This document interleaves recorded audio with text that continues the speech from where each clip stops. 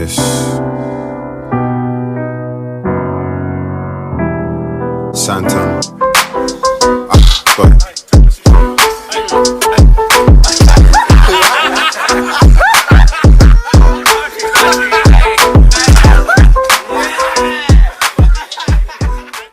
what's up? Nothing much. Let me do my intro first. All right, do your intro. Jumping the gun over here. All right. Welcome back, guys, to Stay Frothy, the podcast you'll hate that you love. We're out here in Arlington, Virginia. This is switch up now. Not in the district. Two completely different places. That's right. My buddy Dave, he lives out here. Figured I'd make the trip out here to, do a podcast. Sounds good. You used to live in D.C., right? That's right. Why the switch? You're out in Arlington. I mean, it's like vice versa for me because I was living out in Arlington. I moved to D.C. and then you were in D.C. That's right.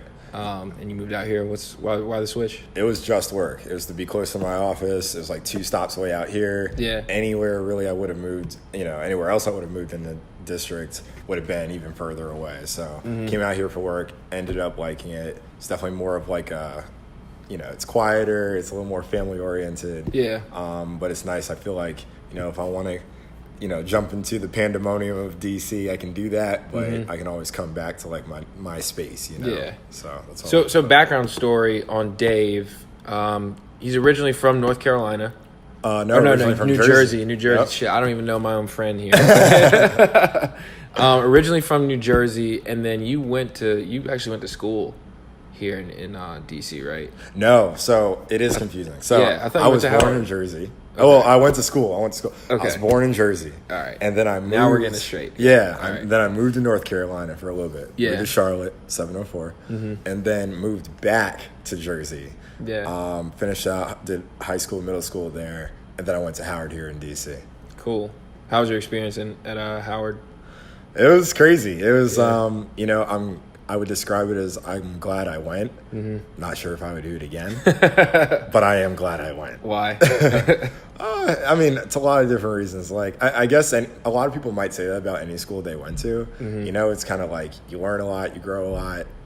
There are definitely growing pains, but like, overall, I think it kind of prepared me for real life. I think it, made me just a better human being kind of like long term. Yeah. And then also like all the reasons like, legacy there and everything like that. So that kind of gave me that extra drive to like, finish what I started like halfway through. So is that your go-to? You wanted to go to Howard? I mean, or were your parents more like, we're legacies, you're going to Howard? Well, how deep down the rabbit hole are we going? Because I can tell you how I got to college. If it's stringing like deep down the family lineage, right. then we don't have to go that far. It's not. It's deep down my just stubbornness and stuff like that, right? Yeah. So like, I applied to a bunch of schools. Because prep school I went to, you'd apply to like at least 10, 12 schools or whatever it was. I think I applied to like 16 or something like that.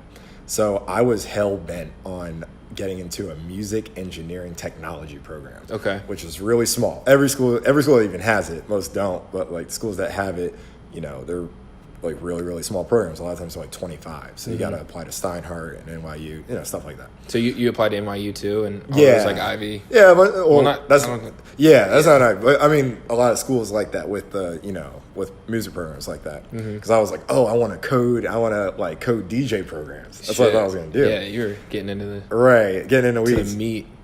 Nuts and bolts. Right. And I thought I was going to do that even though I was horrible at math, horrible at science. I'm still horrible at math. I'm still horrible at science. Yeah. Thought I was going to do it. Applied to all these schools. And literally, I got recruited by a bunch of schools for track and fencing, but I got rejected by every school. Every school. I'm not even exaggerating. Like, every school rejected me. Every school that I applied to just academically, for music, engineering, technology. Yeah. Every single one. Got rejected from everyone. Except one. I got accepted. Damn, I was like, I'll take a chance on this motherfucker. So, well, don't just shit on fucking Howard. Like, good enough. It's still a very prestigious and historic school too. Yeah, totally. I mean, but they didn't have a music engineering technology program, so I even settled like doing that. They had comp sci, just regular coding, and I was like, well, you need to know how to code to like. Right. Go to then go into music engineering tech, right? Yeah. So I'll do it anyway. But I mean, I didn't have any other option. Yeah. So that's how I ended up at Howard. It was like desperation. Well, I mean, but you'd still And I didn't want to about run the whole experience and everything too. Yeah, totally. I mean, I had some degree of choice. I didn't want to run for my education, I was like, I want time to like really kind of do a deep dive into DJing, which is funny because I wasn't even good when I started. I was really bad. Yeah. And then even though because I just taught myself, I didn't have anyone helping me, so like everything I knew, I taught myself. And being in that environment when I first got to DC, like really, I met other DJs for the first time. Yeah, I can imagine, man, being in the metropolitan area, like I guess as big as DC. Yeah, biggest influence ever. It's and then huge. DC sound, like the city has so much character, and the surrounding areas, So all of that, like I started learning at a really, really fast clip after that. But I wouldn't have had the time to kind of explore and like rub shoulders with people if I was on a team of some sort or something like that. So it ended up being like the best decision I probably made for myself up until that point. Yeah, that's dope, man. In retrospect. And I guess to like pivot off of that, because DJing is a huge thing, and I wanted to talk about this because David is kind of like, he's like a jack of all trades, kind of in the sense like that. Like he's very into music, DJing. What else? Like you're big on just like production and all types of like anything that involves like music. Yeah, I play a bunch of instruments. I play bass guitar, play piano. Drums is my first instrument. I've been playing since I was 5. Yeah. I have 13 African drums, all different types. Shit, man. Some Middle Eastern ones too. I have a darbuka. I have a doumbek like in my apartment. Plus like just a ton of djembes. And I mean, because they're both like their art and their my instruments that I use. Instrument, yeah. And I need more people to jam with. So whoever watches this, if you know anyone who can fuck around on a drum, hit me up. Yeah, look, man, we're in the business to connect. So yeah, hit this man up. Hit me up. Seriously, I'm always down to play. But you've like DJ'd like in the city too. Oh yeah, totally. So like, what was your experience like with that? I mean, that's kind of like you were running your own show, getting paid, obviously. Yeah. I mean, it was like your own business, right? How did you feel about like first coming into the city and like getting your feet wet, like getting your first gig, and then like to where you are now, like you're comfortable going to like different places, totally. Dealing with like managers, maybe shithead managers that don't want to pay. Everything. Like, what's your experience been, since you started? Okay, so when I first got here, I mean, it was really like I was making my own gigs, like I had, a bunch of my stuff, a bunch of my equipment that was just like in my dorm room when I first got to Howard. And there were a few people that I met at this like honors program that I did like before I started. So they used to help me. All my boys, like Caleb, Julian, Quincy, like I'm forgetting people, but Gabe, Santoy, like would literally help me carry my equipment like to the yard. And, we would just do a party. So like I DJ'd the first day I got to school, August 14th, 2010. Like it's probably lit. Yeah. Well, no, it wasn't. I was horrible. I sucked. So like I got out there and people were like, some girl comes up, like, can you play Blow the Whistle by Too Short? And you're like, fuck no.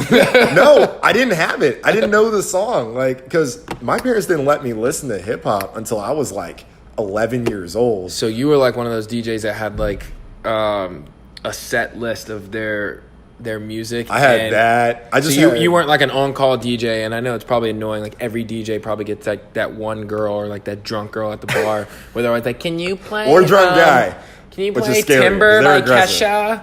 I mean, whoever. Yeah, it's like there's always that one person that comes meet up. All kinds of characters, but you gotta be you gotta be professional. You gotta be ready to deal with that. But I was not ready to deal with that. Like I didn't have just people coming up and requesting songs. Yeah, I just didn't have the depth of like music that I needed because I had missed so many years. Literally, and I'm not blaming it on my parents, but I missed a lot of years of hip hop that like everyone had and had heard, but I didn't. And then like I was learning it, and it just took time. That's crazy, man. So you just like jumped into it without having like jumped in. I got booed off. I got booed off my first day. Really? Straight up. I got booed off. Yard? This is out in the yard. August 14, 2010. Yeah, that's cold. I started DJing. Booed you off. Yeah, and they booed me off. Howard, they'll boo you. They do this thing like with their hands. They do like this, or at least old Howard used to. And they're just like, get off the fucking stage. Like, get out of here, you So I fucking got rook. flipped off. Yeah, like, whatever. And I just like left, and or we got shut down. Probably a combination of the two is even more likely. And, but what I did the next day, I lived on the 3rd floor of this dorm, Drew, like when I was at Howard. And, man, I'm like banging the table and shit. No, you're good. I don't even think it's. If it is, I'm sorry. If you're getting us banging on the table, I'm sorry about that. Just getting all hyped up. So like, I lived on the 3rd floor of this dorm, like when I was at Howard, and like after getting booed off, next day, I started going around because it was like freshman week or whatever they called it, and like I started going around with a flash drive to like all the people who still fucked with me, like went around to their rooms, and I was like, yo, dude, like, where are you from? There's this guy Corbin. There's a few other guys from New York. Just try to make amends and like. Well, not even make amends. It was just like, I mean, they were all just like, I think they were like, thought it was cool that just someone was like trying to like start something, and reach out. But I like went to the New York guys, went to the Cali guys. This dude Manny. I went to every region. I was like, my friends from like the islands. I was like, give me like top 10 songs that you listen to, and I literally went collecting music like all day. Really? Yeah. Damn. And like then I went practice through a little bit. Definitely wasn't enough time, but kind of tried to acquaint myself with like the new material. Went back out there. Second party, definitely not my best party ever. Yeah. But it was a a step lot up. better. It went a lot. I had blow the get whistle. food. I had blow the whistle the second night. Best believe. Like I had my little. Did somebody torch ask set. for it again that night? Yeah. No, yeah. You're like, I got you. Yeah. I'm not fucking up this time. I'm not fucking up this time. No, I got blow the whistle. I was embarrassed, man. It was embarrassing that first night. But yeah, so I went back out there, and then I was like, okay, I can do this. And that, I mean, just kind of skipping forward. It's a long ass story, but like there are a bunch of DJs that like kind of schooled me throughout the way, and you kind of learn your lineage when you're at Howard too, right? Like if you're a DJ, like. I know when I first got there were like 2 other DJs in my class. It was like DJ Stunna from Detroit, and then DJ LR, and I can't remember where she was from. I think she was from Cali. I'm not sure. It's killing me that I can't remember where she was from, but it was us 3. Like we were like the 3 DJs of our class. And then above us was like DJ Crossfade. There's another guy, DJ Detroit. There's a shit ton of DJs. Ton of DJs. And, like, we could have been our own, like... Yeah, your conglomerate. You could have packed us in a classroom. We should have started a class. That would have been hype, yeah. Yeah, I mean... Just a group of DJs, and you guys could have, like, collabed with one another and made some fire-ass, like... Well, it's funny. I don't know how... I wish you would, like, interview other people, too. Because I remember it being, like, war, man. I remember it just being, like, this is my turf. Yeah. Like, someone, like... I Stomp remember the yard shit, but like DJs, corny shit. Like I remember, like because everyone claimed their clubs and stuff, and like that's how you like had your turf at Howard. Like you had your club or clubs that like backed you up, and you might have been a member as a DJ. Like you might have been a member, but maybe not. So like I mean, the way you really got locks on stuff was to like pledge, and like then that fraternity or that sorority would always hit you up for their parties, and like you were just you were in. You were in at that point. Yeah, you always had gigs. Would they pay too? Yeah. I assume they paid. Yeah, like I mean, they always generally people would pay. I mean, it was not like market rate was like $50. Like you get paid. That's still, I mean, you're in college. You're not making anything else. No, who cares? Some side job. But. I remember I used to flip my little $30 check from this house called the Dollhouse on First Street, and like sounds like a strip club. It's pink. I think that's the only reason it was called the Dollhouse. Underground strip club. Yeah, but it was fun. There were like these 4 girls that lived there. One was from Houston. Like they were all super cool. They were awesome. They were a lot of fun. They were older. They were like sophomores, I think, when we were freshmen. Me and my boys, and like I think I would ask for like $30 or $50 and like a bottle or something. Yeah. So we'd like. When you're in college, It's like. But we take that. Some people I feel like used to bank. Some people would run up the. Well, I did. That came later. Run up the scale and get some nice cash in college too. That came later. Okay, but this was like what was happening first. Yeah, this was happening first. So like I would take like half that money. It was $25, right?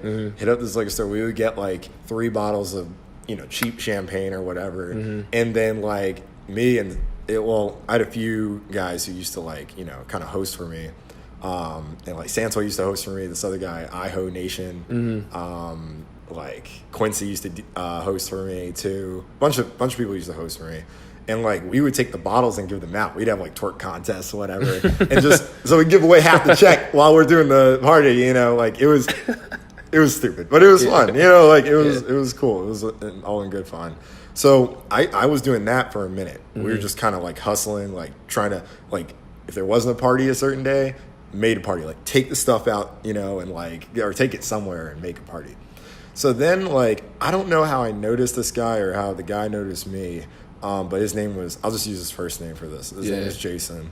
And he had this events and promotions company. And I was putting out mixes back then. I was producing my own mixes, putting out my own mixes, everything like that. Like Mediafire, just, you know, whatever, SoundCloud, wherever I could just get trying it to up. promote. Right. Yeah. And so, like, I think he hit me up and was like, I heard one of your mixes and, you know, like, would you be interested in signing a contract? And I was just like, this is what he just hit you up like, do you want to sign a contract, my friend? And you're just like, what the fuck is this contract about? Yeah, well, and also, I mean, my dad put the fear of God in me about, like, signing anything. Because I wasn't supposed to I'm always skeptical, like... Yeah, I mean, not only that, I wasn't supposed to be signing DJing my name or signing my life on away. the dotted line. Yeah, and if you're not reading that shit, like... Yeah, it's a big deal. Scrutinizing it, yeah. And, like, I was 18, you know? So, like... Yeah, true. I don't know. My parents they told me I wasn't allowed to like DJ off campus, but I was just seeing dollar signs, you know? Yeah. And like also by that time, I realized like by October-ish, like later that fall, I was getting really good really fast. Like I knew I was getting better. And so I was like, just see what's going on, right? So I know I fucked with him for a little bit. Like I at least did a few gigs for him, like at Lotus and stuff like that. And I think there was some kind of arrangement that he wanted me to do with like other DJs. But what I really remember is that like it was mostly house music. And I love house music, but I didn't want to be like a house DJ. Yeah. Especially back then, I was just like, I just got to Howard. Right. And I'm going to shut all this down and be a house DJ. Yeah, you're like, I got to put some urban swag. Yeah. I was like, I need something. Give me some soul, you know? Yeah, like, and I feel like you can't... Nowadays, most DJs are kind of like multi-dimensional. Yeah, they're everything, yeah. And I think that's how I kind of saw myself back in 2010, you know. So I was just like, I remember I took the contract home, I kind of sat with it, read it over, and I was just like, you know, I hate to turn this down. And we had worked together. What did the contract entail? I think it was just like a certain number of gigs per month. I could only DJ maybe like 1 or 2 gigs, like, you know, that he didn't book for me, like just like on campus and stuff like that. But I mean, he had some really good business sense. Like he was really trying to build his brand of like his events and promotions company. Was he a young guy too? Youngish, probably in his 30s, I would say. All right. And, I mean, he was like good at his job, like, and he was trying to build a brand, and he had other DJs kind of like in the hopper, and he was like, these are like house DJs. We do these kinds of, you know, venues and events, and like he was on his shit. It just wasn't a good fit for me, and that's all, you know. And I recognized that, so I turned it down. Met this other guy, and I don't know. I think I met him actually at the same time because he started talking to me, and his name is David too. I'll keep with his first name. Another David, a little younger but still around the same age. Lived in DC. And he had his own company too. So he was like, hey, you know, like, you can do whatever gigs you want, really. Like, you're good. I heard you. Like, you're awesome, you know, blah, blah, blah. Like, and I'll make sure you get paid. So I was like, all right, maybe this is like just a better fit. Turns out it was. So like I was with his company for a while, and people would know the name of that, but I was with him, signed with David. So would he kind of like, what's the word I'm looking for? Like you would sign onto the whatever contract, and then whenever they would have an event, like you would be the DJ that would be. Yeah, like he would book me. Yeah. Yeah. So I mean, he was really like an agent of sorts, you know, and he got me out everywhere. Yeah. Like, I mean, every big club at that time, like he booked me there, even if I couldn't like headline. Yeah. You know, like he would get me a set, like an opening set, or you know, or 30 minutes in the middle of someone else's set. You know, it didn't matter. That's exposure. And that really like challenged me and stretched me musically, you know, and I'm like forever, you know, I'm just eternally grateful for that. I mean, it made me better. It made me a better musician and a better DJ. Yeah. And business savvy too. Yeah. But the thing was, going back to school, right? You know, I was DJing like 6 nights out the week. Yeah. Plus, like, I mean, at Howard, there's a DJ. Anyone who goes to Howard will tell you, there's a DJ everywhere. Like, you have a fashion show, there's a DJ. You have like just literally at lunchtime, it might just be soul food Friday, soul food Thursdays. You know, you walk in, there's a DJ. Just because there's soul food, like, you know, it doesn't matter like what it is, like any occasion. That's it's just like the that a culture. bunch of HBCUs. Yeah, that's the culture. So like, you know, I'd be sounds doing. hype. Yeah, I mean, there were days like I'd be jamming out. Yeah, no, it was tight. Like, I mean, but there were days like I'd wake up, you know, go to one class, and I'm like, I got to DJ at lunch. I got to leave now. I'd leave class early to go set up, DJ the lunch or whatever the thing was, the fundraiser, and then like try to make the, you know, one class after lunch, like the rest of it. Yeah. And then like it was like 2 more hours, and then there was no Uber at that time, so like I had to call a taxi company to get a taxi like super early, you know, to make sure that I got to the gigs on time, or I would take the metro, like walk to the Howard Metro with my laptop and go to a club to then DJ. You know, just like literally on the I was spot. grinding, man. Like it was cool, and it's, you know, but I wasn't getting work done. Like I would come back late. You know, they probably gave me a Like bottle from the schoolwork, you club. mean? Yeah, and like I'm sure that it probably it's hard to study. And I was an engineer still, supposed to be. Damn, you know, dude. And you were able to multitask and No. still finish. I was not able to multitask. You switch majors. I had to switch majors, but I had to crawl out of my, you know, stupidity hole of like freshman year. So like, you know, I had to switch majors. It took me like a year and a half just to kind of get back to where I needed to get. Really? But to like then switch majors to poli-sci. Yeah. I mean, it's your freshman year. Everyone kind of just like and sophomore year goes off the rails and kind of figures out what the hell it is that they're doing in college. I mean, You I was get a figuring wake-up out call. I was figuring out what I wanted to do, and it was fine. Like I think it was a natural progression. Like I thought I was gonna be a DJ or a drummer for a while. Like I didn't know I was gonna like be into, you know, that I was even interested in politics or anything like that. And that's something that just kind of came later. So That's awesome, man.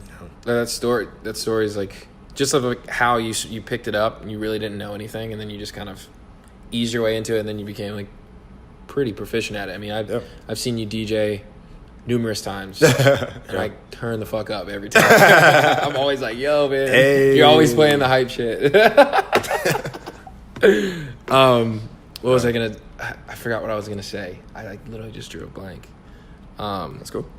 But I mean, like, that's cool, man. Like, do you think, you know, this is something that you want to do like in the long term? I mean, obviously it's like a hobby, right? Yeah, I Like, mean, it's a hobby / a job. Like now I don't have any business cards or like website or anything. Like I make mixes for I make mixes for or girls. You know, like, At least you're being you being honest. No, you know, that's like the only time I make a mix really. Like these days, like it's very. I like all my DJing to be like, and just all my music in general. You know, like to be very personal. So like, I really won't DJ like parties or gigs unless I'm personally asked to do it. Like, and even then, I'm pretty. You know, like I really kind of think hard. Is like, is this a crowd that I want to do it for? Because you know. I don't know. I think a lot of DJs, and this is an anachronism, but I feel like a lot of DJs get treated like an iPod now or like Spotify. You know, people where are it's just like you sit up there and then like, hey, people play Lil Uzi, play Lil Uzi, you know, and it's like, yo, I like this is you. I have a set like mix, dude. Like I've got these songs. I mean, or play not. First. I freestyle all the time. I go off, you know, song for song off the top of my. I'm thinking like a few songs ahead, but like or a few sets ahead, but I'm kind of freestyling like the whole time I'm doing it. But my point is like. You wouldn't go to like a fancy party, right? And there's a pianist there. You wouldn't go up to the pianist and say, "Hey, cover Play Beethoven the cover, Fifth." right, cover the magnum opus." You know, like you wouldn't go and demand Play that. chopsticks, right? And then like throw your drink on them, and then like twerk on them. And, like, wait, they throw drinks on you? Yeah. No. But I mean, my point. Yeah. Like, what the fuck are you doing? You'd be like, no. Like, I have some decency. I've been practicing this. Like, I'm doing this for you. Like, you know, this is something that, and maybe you'll hear something new. Maybe I'll do something that, like, you know, the way I rehearse this or play this for you, you know, or present it, like, you'll hear something new. I'll do it in a new way that you never heard before. And, like, you know, I think people just need to realize that DJs are musicians too. Right. I feel like people who know me know that, like, that's the kind of attitude I approach, like, you know, that craft with. Yeah, I treat it as like another instrument. Like drums or like bass, like piano, anything like that. And if I don't feel like I'm in a safe space, you know what I mean? I just kind of now, I'm not eating off of DJing anymore. So I'm like, I mean, it's essentially just like a little side gig for you. Right. I'll do it if I, think people will appreciate it. And like, not saying they always do, but I'm pretty discerning about the gigs I take now. Yeah. And the mixes I make, like I make them for specific people. Like, I made one for you. Like I'll make one for whoever. Yeah, we work together. That's a fun fact. We didn't mention that earlier on, but we actually work together on a mix. I'll probably link it. Yeah. Like below the video or on the blog of the podcast. So word. So people want to check it out. But that was fun. I was probably a pain in the ass. Yeah, I was probably a pain in the ass like working together with you, but it's hard to work with anybody. Like the creative process is just tough, and you can't be afraid to like be mean. Sometimes you're like, no, I disagree with how you. Well, everyone has like their own like idea of what they want it to like sound like or what they want it to look like. Totally. This is outside of like DJing, but it's the same same vein. Process. Right. I mean, it'd be like doing any job. Like imagine.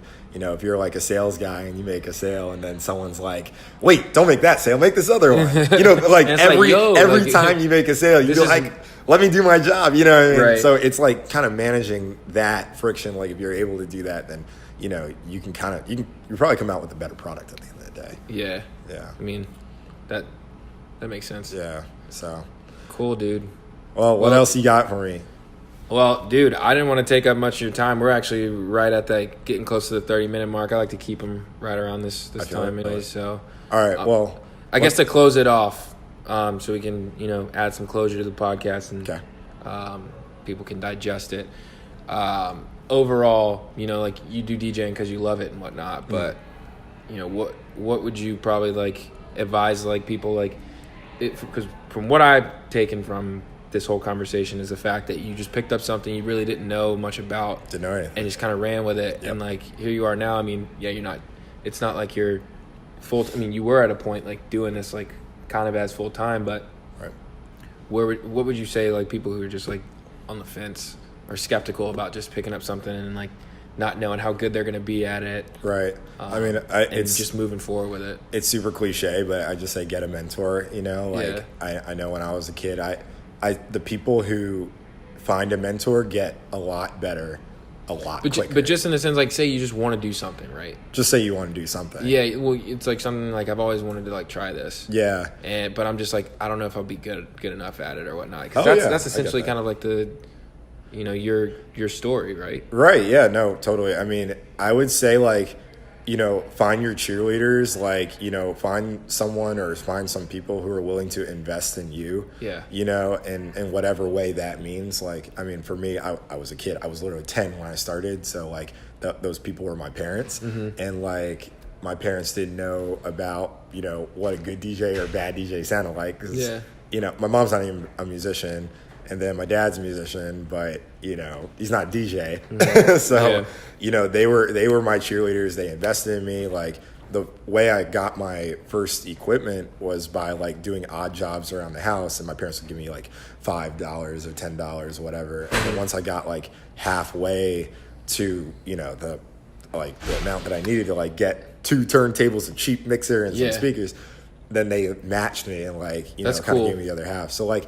I mean, ask DJs. I've literally ask whoever, ask your mentors, like go find those people, take a jump, go take a chance and like go do whatever you want to do. Like, I mean, you'd be surprised like how many, kind of generous people are out there and like people who care about like teaching. Like my favorite thing for DJing now is not even to do gigs, not to do mixes, is to teach other people how to DJ. Yeah. Like I've given away turntables to my favorite students, That's awesome. Like straight up. So, before you close it out, I got to shout out all the DJs. Yeah, man.